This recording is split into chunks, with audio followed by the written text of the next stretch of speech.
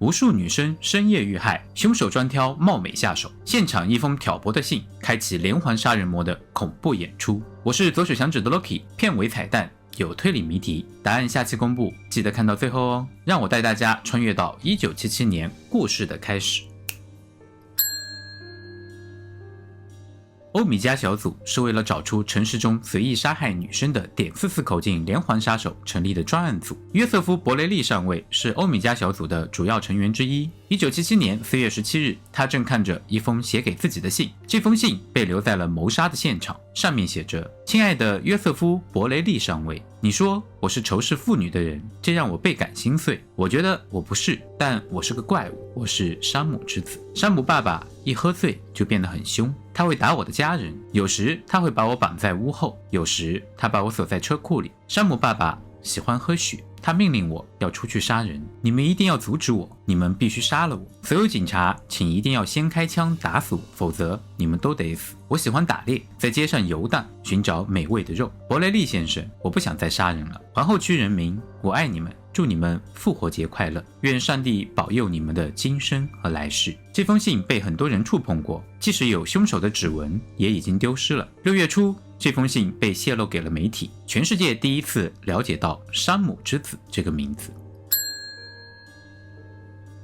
1976年7月29日上午，当山姆之子首次作案时，没有人会想到这是一个连环杀手的首次亮相。2名年轻女子，18岁的黑发女孩唐娜·劳瑞亚和她19岁的朋友乔迪·瓦伦蒂，在公寓入口附近乔迪的车里聊天。由于时间太晚了，唐娜的父母让她赶快上楼。就在父母进屋后，唐娜发现车的副驾驶盘站着一个男人，那名男子从纸袋里掏出一把.44手枪，蹲下身朝汽车开了5枪。唐娜颈部中弹，当场死亡。大腿中弹的乔迪靠在喇叭上，而那名男子继续扣动扳机，尽管枪膛已经空了。乔迪慌忙从车里跑出来，大声呼救。很快，唐迪的父亲听到了声音，跑了下来。他穿着睡衣，光着脚，飞奔到医院，希望医生能救活唐娜。警方随后赶到，乔迪因为惊吓过度，没法对袭击者做出详细的描述。他们推断，这可能是一起误杀受害者的报复行为，也可能是一个疯子的随机犯罪。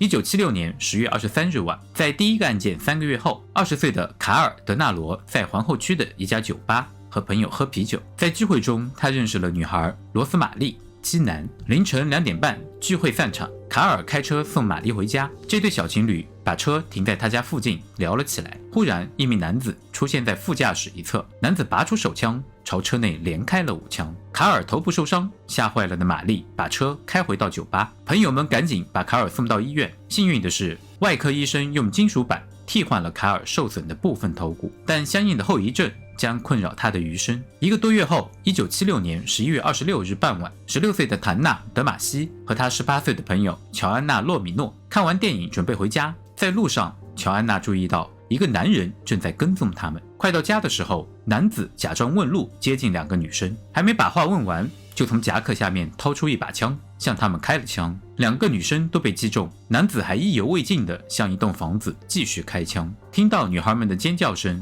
乔安妮的家人从家里赶来帮助他们。当他们到达医院时，外科医生确定唐娜不会有事儿，子弹在距离她的脊柱不到几厘米的地方射出身体。乔安娜就没那么幸运了，她的脊柱被子弹击碎，她可以活下来，但等待她的是高位截瘫。事情平静了2个月，1977年1月30日凌晨，凶手开始寻找下一个受害者。凌晨12点10分左右，26岁的克里斯蒂娜·弗洛因德和她的资助人约翰·迪尔漫步走向汽车，他们太专注于彼此，以至于没有注意到身后有一个男人在跟着他们。他们刚坐上车，2颗子弹就击碎了挡风玻璃，2枪都打中了克里斯蒂娜。附近居民听到了枪声，迅速报了警。几小时后，克里斯蒂娜在医院去世了。现场寻找到的子弹来自于把威力巨大的大口径枪支。通过进一步调查，警察这时才发现这起谋杀案与之前的3起谋杀案是同一人所为。在调查了这些谋杀案及其受害者的背景后，警方无法在记录中找到任何嫌疑人，他们也无法找到任何将受害者彼此或第三方联系起来的共同线索。看起来，这似乎是一个精神病患者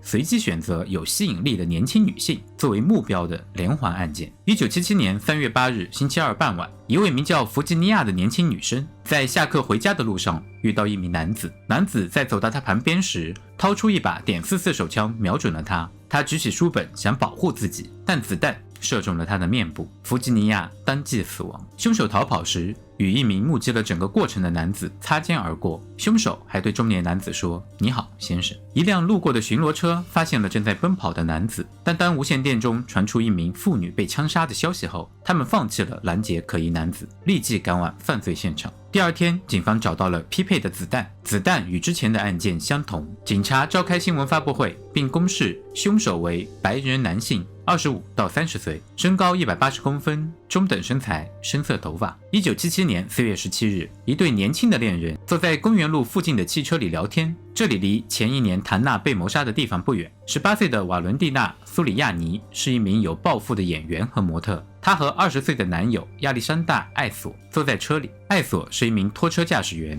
凌晨3点，另一辆车停在他们身旁，司机向他们每人开了2枪。瓦伦蒂娜当场死亡，亚历山大在送进医院后被宣布死亡。警察一直担心的事儿发生了，.44口径系列谋杀案依然在继续，这个疯子会一直杀人，直到找到他为止。但是这次有些不同，凶手在案发现场留下了开始的那封信。就在这个时期，精神病学家为凶手做了侧写，他们要找的是一个偏执型精神分裂患者，他可能认为自己被恶魔附身。凶手是一个独来独往的人，很难与人交往，尤其是与女性交往。欧米茄专案组接到了大量热心电话，嫌疑人的名单不断增加。就在警方反复确认每一个嫌疑人时，山姆之子却因为公众的关注而变得更加胆大妄为。他决定写信给每日新闻，信中他嘲笑警方的无能，并表示对自己的作品很满意，希望大家在下次案发现场看到他的手艺。信中残留了部分指纹，但并没有在库中匹配到任何的嫌疑人。1977年6月26日凌晨3点，年轻貌美的朱迪·普拉西多与她的男朋友萨尔·鲁波在开车回家的途中遭遇了枪击，两名受害者都非常幸运，朱迪身中3枪，但都避开了要害。1977年7月31日星期日，斯泰西和她的男友鲍比把车停在芬德湾附近聊天，一个陌生人悄悄地在他们身边出现，随后就是枪声。鲍比脸上中了2枪，斯泰西头部中了1枪。鲍比按下了汽车喇叭，然后从车里爬出来，大声呼救。警察很快就赶到了现场，史黛西和鲍比也被送往科尼岛医院。经过外科医生努力的抢救，38小时后，斯泰西去世，鲍比活了下来，但他失去了左眼，右眼也只能看到模糊的影子。1977年6月10日，住在纽约杨克斯区的杰克·卡萨拉收到一封奇怪的慰问信，署名是卡尔夫妇。信中对杰克从屋顶上摔下来的事表达了慰问，并附了一张德国牧羊犬的照片。莫名其妙的杰克找到了从未见过的卡尔夫妇问个究竟，因为他自己并没有从屋顶摔下来过。结果卡尔夫妇表示更奇怪，因为他们并没有寄出过这一封信。不过狗的照片让他们想起了在4月发生的一件怪事。卡尔夫妇收到前后2封匿名恐吓信，抱怨他们家的拉布拉多狗太吵，而之后这只名叫哈维的狗被陌生人用子弹击伤。照片上的德国牧羊犬是邻居家同时中弹的另外一只狗。卡尔夫妇的儿子19岁的斯蒂芬想起了1年前租住家里一间屋子的大卫·博考维兹曾抱怨过狗的叫声。警方一开始并没有拿他当回事儿，不过此后有人报告称大卫曾经在凶杀案现场出现，因为有人看到他从自己的车上接罚单，警方也就由这张罚单开始对大卫进行调查。这时他们惊讶地发现他符合山姆之子的体态特征，而大卫在皇后区一家保安公司的工作经历也让他能够熟练地使用武器。警方将几封信件的笔记做了比对，发现极其相似，种种线索指向大卫就是山姆之子连环杀人案的始作俑者。1977年8月10日，在一次精心策划的抓捕行动中，大卫被成功抓获。当时大卫还对警方说：“你们竟然花了那么久才找到我。”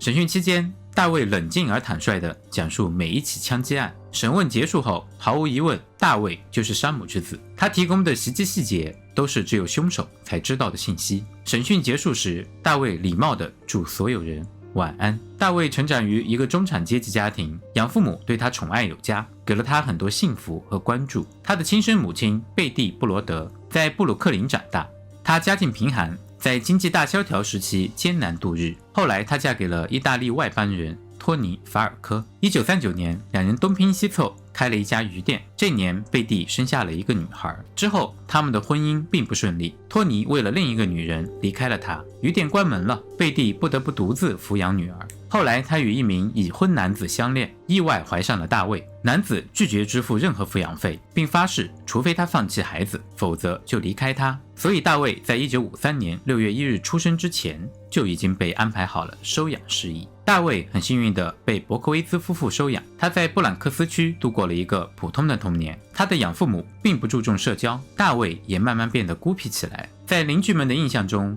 他是一个长相不错但有暴力倾向的男孩，经常无缘无故地攻击邻居的孩子。大卫10多岁时，他的父母试图逃离治安混乱的社区，准备去环境更好的地方生活。当他们的公寓准备就绪时，养母却发生了变故。大卫并不知道养母在他出生前就已经患上了乳腺癌。1965年和1967年，养母的乳腺癌多次复发，养父并没有让大卫很好的了解癌症有多么的可怕。因此，当大卫看到养母在化疗和疾病的影响下消瘦得如此严重时，他感到悲痛欲绝。1967年秋天，养母去世了，大卫和父亲独自住进了新公寓。养母去世后，大卫的病情开始恶化，他的成绩直线下降，信仰开始动摇。他开始幻想养母的死是某个毁灭他的计划的一部分，他变得越来越内向。1971年，养父与一个不喜欢大卫的女人再婚，这对夫妇搬到了佛罗里达州的退休社区，并没有带上大卫，把他留在那儿一个人漂泊，没有目的，没有目标。他勉强生存着，直到他的幻想生活变得比现实生活更强大。1971年夏天，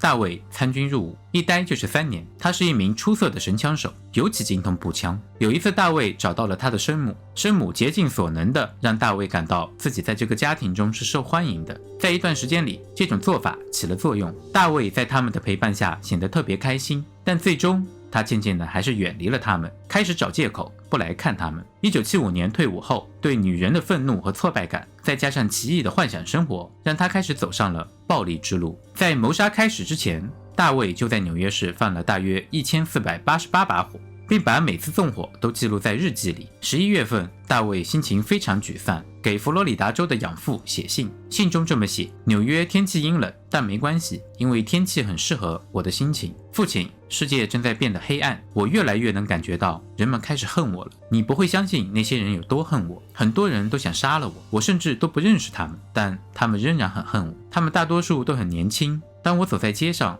他们对我又吐又踢，女孩们说我丑，他们最让我心烦，男人们只是笑。不管怎么样，事情很快就会好转。这封信是一封真正的求助信。写完这封信后，大卫把自己关在狭小的公寓里将近1个月，只有吃饭才会离开。大卫后来向精神病医生说，在1975年圣诞节前后，恶魔在他脑中要求他去寻找祭品，如果他按照恶魔的要求去做，恶魔就会停止折磨他。圣诞节前夕，他的精神和情感都陷入了危机。傍晚时分，他拿着一把大猎刀，开了几个小时的车，四处寻找一名年轻的女性受害者。他看到一个女生正准备离开一家杂货店，忽然大卫脑中的恶魔命令他杀死这个女生。他把猎刀插入女生的身体后就逃跑了。随后他看到了另一名年轻女生米吉尔·福曼，他同样从背后袭击了她，用大砍刀砍中了她的头部。女生虽然受了重伤，但仍然奋力反抗，她的尖叫声吓跑了大卫。最终，女生在一栋公寓楼外得到了帮助，她身上有6处被猎刀刺伤的伤口。对米基尔的袭击暂时平息了大卫的心魔，他放松下来，还出去吃了汉堡和薯条。袭击之后，大卫回到了保安公司做保安。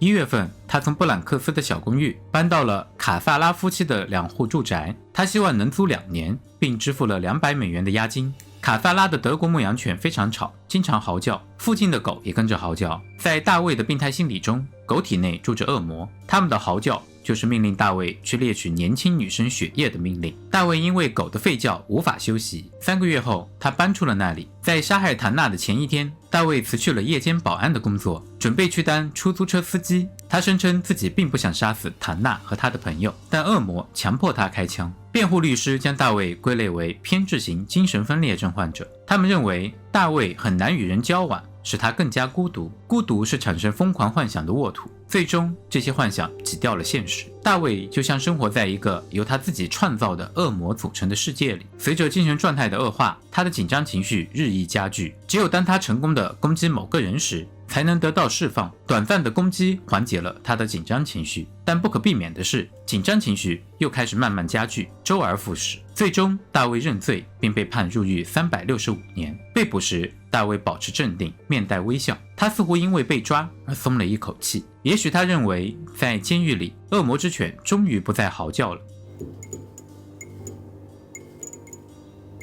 夏日的夜晚，百万富翁威尔森在他书房里死了。只见他右手握着手枪，一颗子弹击中头部，人倒在地毯上。桌上摆着一台电风扇和一份遗书，遗书上说因丧偶后难耐寂寞而自杀，赶往天堂和妻子去相会了。从现场以及遗书来看，威尔森显然是自杀的。大家都知道威尔森很爱他的妻子，妻子生前几乎与他寸步不离。他们夫妻俩每天都要去公园散步、打羽毛球，是一对恩爱的情侣。1年前，威尔森的妻子遇车祸意外死亡，这给威尔森带来了巨大的精神折磨。他经常独自一人去妻子墓前表达哀思，喃喃自语。警官克鲁斯赶到现场进行调查时，他在现场看到电风扇的线已经从墙壁上的插座上拔出，被压在威尔森的尸体下。或许是威尔森从椅子上翻倒时碰脱的。克鲁斯心里滋生了一个假设，为慎重起见，他将电线从威尔森的尸体下抽出，将插头插入墙壁上的插座里。电风扇的开关是开着的，所以风扇又转动了起来。风扇产生的强烈气流把桌上威尔森的遗书吹到了地上。克鲁斯警官弯腰拾捡起地上的遗书，心里已经有谱了，这不是自杀，是他杀。